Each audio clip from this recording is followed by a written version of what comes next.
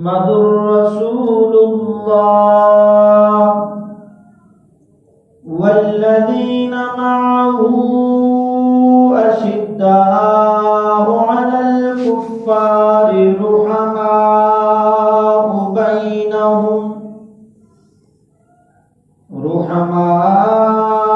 بينهم تراهم ركعا سجدا يبتغون. وقال الله تبارك وتعالى في مقام آخر: وما خلقت الجن والإنس إلا ليعبدون.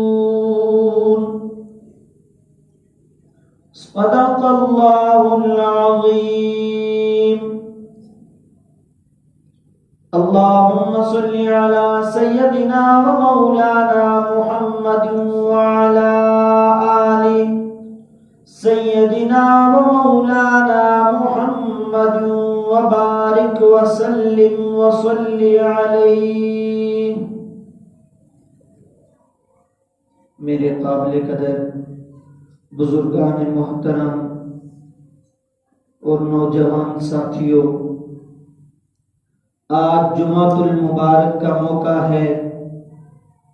پروردگار عالم نے ہم پہ فضل و کرم فرمایا اور اس جمعے کے دن صرف اور صرف اپنے سامنے جھکنے کے لیے،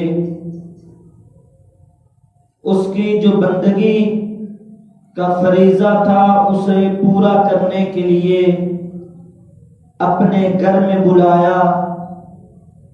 مالک دو جہاں کا جس قدر شکر ادا کیا جائے وہ کم ہے کہ جس لمحے یزل نے ہم نے اس کا شکر ادا کرنے کی کوشش نہ کی تھی کہ رب دو جہاں نے اپنے گھر میں بلا لیا کہ میرے بندو آؤ آ کر یہاں میرا شکر ادا کرو. میرے بھائی، وہ لوگ بھی ہیں جو بازاروں کی زینت بنے پھرتے ہیں، وہ لوگ بھی ہیں جو ابھی تک اپنے گھروں میں بستروں پہ آرام کر رہے ہیں، لیکن میں اور آپ وہ خوش نصیب ہیں جن کو پروردگار عالم نے اپنے گھر پہ بلایا اور ادائیگی عبادت ادا کرنے کی توفیق عطا بخشی. میرے بھائی، ہمیں عبادت سے اس قدر دل لگی اور محبت نہیں، وجہ کہ ہمیں ماں کی گود میں کلمہ نصیب ہو گیا. ہم لوگوں کو رب العالمین کا شکر ادا کرنے کا وہ طریقہ سلیقہ نہیں، وجہ کہ مسلمان ماں کی گود میں ہم نے اپنا ہوش سنبھالا. جب ہم نے بولنا شروع کیا تو چاروں طرف اللہ اللہ کی صدائیں تھی، ہر طرف نماز کا ذکر، روزے کا ذکر ہو رہا تھا. ہمیں کیا لگے کہ ہم بھی اس طرح محبت میں ڈوب جائیں. ہمیں کیسے پتا چلے کہ اللہ کی محبت مسلمانوں کے دلوں میں کیسے ابھرا کرتی ہے، رب کی پہچان کیسے ہوا کرتی ہے. آئیں ذرا زمانہ صحابیت دیکھ لیتے ہیں. ایک وقت تھا جب ہر طرف لا الہ الا اللہ کی نفی کی جا رہی تھی، ہر کوئی بتوں کے سامنے جھکا کرتا تھا، بتوں کو خدا مانا کرتے تھے. حتیٰ کہ بیت اللہ کے اندر 360 بت انہوں نے رکھے ہوئے تھے اور جا کر ان کے سامنے نعوذ باللہ اپنی حاجتیں رکھتے تھے، جو اولاد پیدا ہوتی تھی اسے یہ سبق دیتے تھے کہ فلاں ہمارا خدا یہ بارش برساتا ہے، فلاں خدا یہ موسم تبدیل کرتا ہے۔ نعوذ باللہ بچوں کی تربیت یوں ہوا کرتی تھی۔ ہمیں تو قدر اس لیے نہیں کہ ہمیں ماں کی گود میں اللہ اللہ سننے کو ملا، اس جاہلیت کے اندر، اس بربریت کے اندر پروردگار عالم کو نسل آدم پہ ترس آ گیا۔ رب العالمین نے دیکھا کہ انسانوں کی کھوپڑیوں میں شراب پی رہے ہیں اور فقر سے سر بلند کر رہے ہیں۔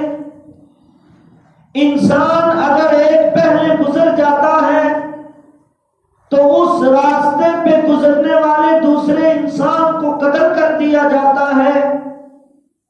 انسان کی بھلائی کے لیے پروردگار عالم نے اپنے محبوب دو جہاں کو بھیجا کہ اے نبی جاؤ، جا کر ان کو بتاؤ کہ تمہیں پیدا کیا گیا ہے صرف اور صرف ایک اللہ کی عبادت کے لیے، تمہیں ایک دوسرے کو قتل کرنے کے لیے نہیں بھیجا گیا بلکہ ایک دوسرے کی بھائی چارے کے لیے بھیجا گیا، محبت کے لیے بھیجا گیا۔ میرے آقا نے یہ درس دینا شروع کیا، سارے دشمن بن گئے، حتیٰ کہ رشتہ دار اپنے سکے چچا تک دشمن بن گئے، میرے آقا کو تانے دینے لگے۔ جب میرے آقا نے فرمایا کہ لوگوں لا الہ الا اللہ تفلحون پڑھنے والے بن جاؤ، کامیابیاں آ کر تمہارے دامن کو چھوئیں گی، اپنوں نے بھی پتھر مارے، غیروں نے بھی پتھر مارے، میرے آقا کی یہ دعوت چلتی گئی۔ چلتے چلتے ایک مقام آتا ہے کہ سیدنا صدیق اکبر محلے میں نکل جاتے ہیں، بازار میں نکل جاتے ہیں، جا کر لوگوں کو یہ دعوت دیتے ہیں کہ لوگوں لا الہ الا اللہ پڑھ لو تو کامیاب ہو جاؤ گے۔ جن لوگوں نے سیدنا صدیق اکبر رضی اللہ تعالی عنہ کی بات کو مانا وہ کامیاب ہونا شروع ہو گئے۔ جنہوں نے یہ کہا کہ یہ بھی آقا والا درس دیتے ہیں، ہم ان کی بات کو ٹھکراتے ہیں، وہ لوگ ناکامیوں کی طرف جانے لگے۔ ایک مرتبہ سیدنا صدیق اکبر رضی اللہ تعالی عنہ نکلتے ہیں، جا کر دیکھتے ہیں کہ چند لوگ جمع ہیں اور کہکے لگا کر ہنس رہے ہیں۔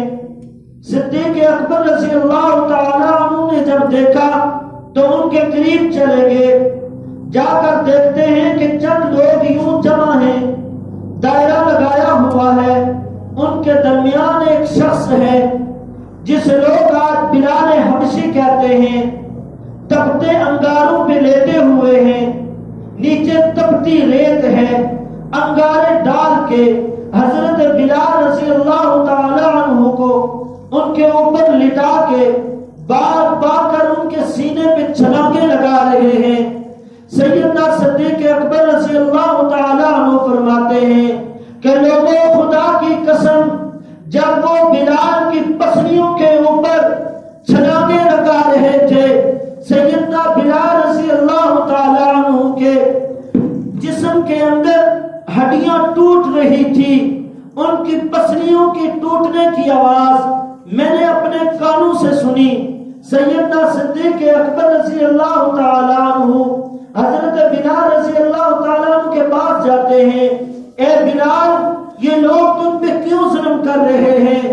حضرت بلال فرماتے ہیں کہ میں نے لا الہ الا اللہ پڑھ لیا، ان لوگوں کو یہ گوارا نہ ہوا، مجھ پہ ظلم اور تشدد کرنا شروع کر دیا۔ صدیق اکبر رضی اللہ تعالی عنہ فرماتے ہیں اے بلال اگر یہ لوگ تجھ پہ ظلم کر رہے ہیں تو اونچی آواز سے کلمہ پڑھنا چھوڑ دو، آپ کلمہ آہستہ آواز سے پڑھو تاکہ ان ظالموں کو پتہ نہ چل سکے۔ سیدنا بلال فرماتے ہیں اے صدیق اکبر، اگر یہ جملہ کوئی اور کہتا تو مجھے دکھ نہ ہوتا۔ تم وہ صحابی جنہوں نے آقا کی آواز پہ لبیک کہا، آج تم آ کر مجھے یہ درس دیتے ہو کہ لا الہ الا اللہ آہستہ پڑھ لو، تکلیف سے بچ جاؤ گے۔ اے صدیق اکبر، جب تم بازار میں جاتے ہو، جا کر سامان خریدتے ہو، تم جا کر برتن خریدتے ہو تو سب سے پہلے انہیں ٹھکور دیتے ہو، آیا یہ برتن کچا ہے یا پکا ہے؟ اگر تمہیں پسند آ جائے، اس کے پکے ہونے کا یقین آ جائے تو تم اس برتن کو لے لیا کرتے ہو۔ صدیق اکبر، میری پسلیاں ٹوٹ رہی ہیں، میرا رب مجھے آزما رہا ہے، میرا بلال پکا ہے یا کچا ہے؟ میرا رب مجھے آزما رہا ہے کہ میرا بلال پکا ہے یا کچا ہے۔ تمہارے ہاتھوں کی ٹھکور ہوتی ہے، برتن آواز دیتا ہے، ظالموں کی چھڑاؤں کی ٹھکور ہے، بلال کی پسلیاں آواز دیتی۔ پھر زمانے نے پوچھا ہے بلال حبشی رضی اللہ تعالی عنہ، یہ مار یہ تکلیف کے بعد کیا مقام ملا؟ بلال رضی اللہ تعالی عنہ فرماتے ہیں کہ لوگوں، مجھ سے نہ پوچھو کہ مجھے کیا مقام ملا، اپنے رب سے پوچھو کہ رب نے مجھے کیا مقام دیا۔ پروردگار عالم یہ مقام پھر دیتے ہیں کہ بلال رضی اللہ تعالی عنہ اگر اذان نہ دے تو صبح نہیں ہوتی، پھر یہ مقام ملتا ہے۔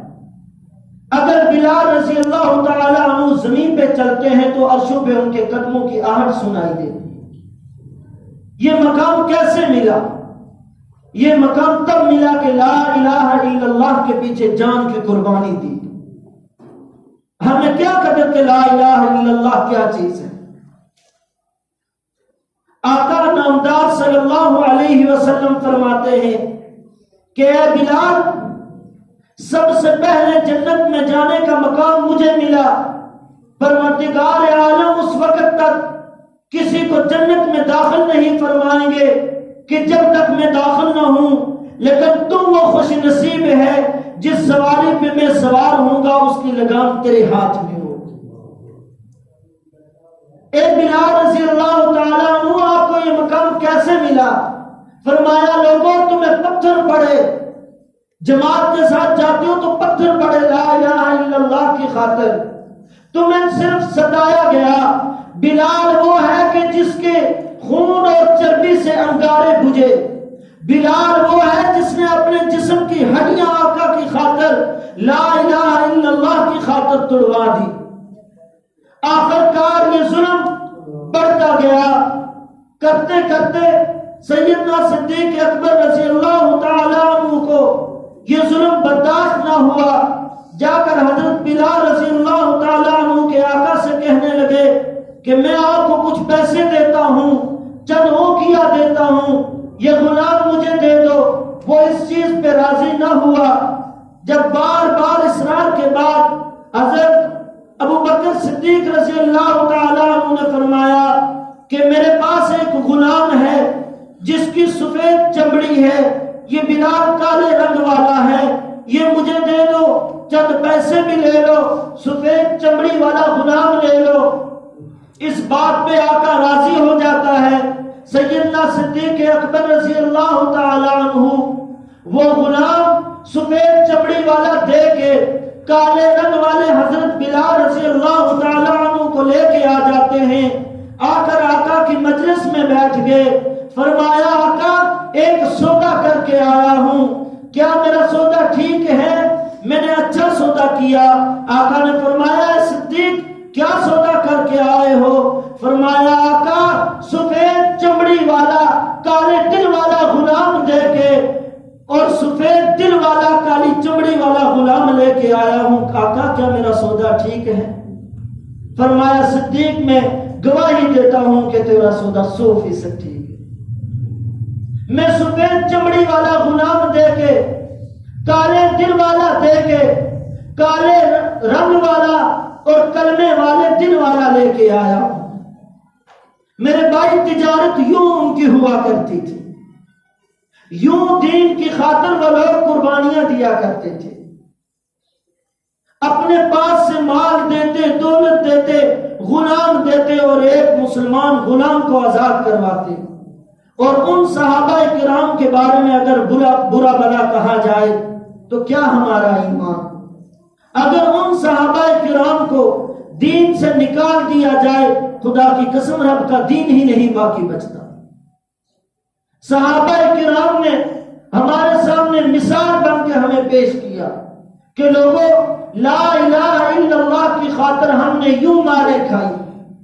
یہ تو ایک حضرت بلال رضی اللہ تعالیٰ عنہ کی مثال میں نے پیش کی. صحابہ کرام کو ٹکڑے ٹکڑے کر دیا گیا، حضرت حمزہ کا کلیجہ چبایا گیا، حضرت حبیب کو لٹکایا گیا سولی پہ، حضرت حبیب بن زید کے جسم کے ٹکڑے ٹکڑے کر دیے گئے، لیکن انہوں نے لا الہ الا اللہ محمد الرسول اللہ پہ آنچ نہیں آنے دی. اور نسل آدم کو یہ سبق دیا کہ لوگوں، جب بھی لا الہ الا اللہ کے اوپر کہیں سے آنچ آئے تو اپنی جانیں دے دینا، نہ لا الہ الا اللہ پہ آنچ آنے دینا، نہ محمد الرسول اللہ پہ آنچ آنے دینا. پھر انہیں کیا مقام ملا کہ رب دو جہاں ان کے لیے اعلان فرماتے ہیں رضی اللہ عنہم ورضوا عنہ، کہ میں تم سے راضی ہوں، کیا تم مجھ سے راضی ہو. انہوں نے یہ مقام تب پایا کہ انہوں نے اپنے آپ کو فنا کر دیا، اپنے آپ کو رب کی رضا کی خاطر بالکل ختم کر دیا، تو رب نے عرشوں سے رضی اللہ عنہم والا انعام فرما دیا. وہی رب آج بھی ہے. آئیے ہم اپنی زندگی کو صحابہ کے طریقے پہ، آپ صلی اللہ علیہ وسلم کی زندگی کے مطابق گزارنے کی کوشش کریں. پروردگار عالم ہمارے لیے بھی اپنی رحمت کے دروازے کھول دے گا. تو ارادہ کرتے ہیں انشاءاللہ العزیز آج کے بعد صحابہ کرام کی زندگی کے مطابق اپنی زندگی کو گزاریں گے. اللہ پاک ہمیں دنیا کے اندر آپ صلی اللہ علیہ وسلم اور آپ کے صحابہ کی زندگی کے مطابق زندگی بسر کرنے کی توفیق عطا فرمائے. وما علینا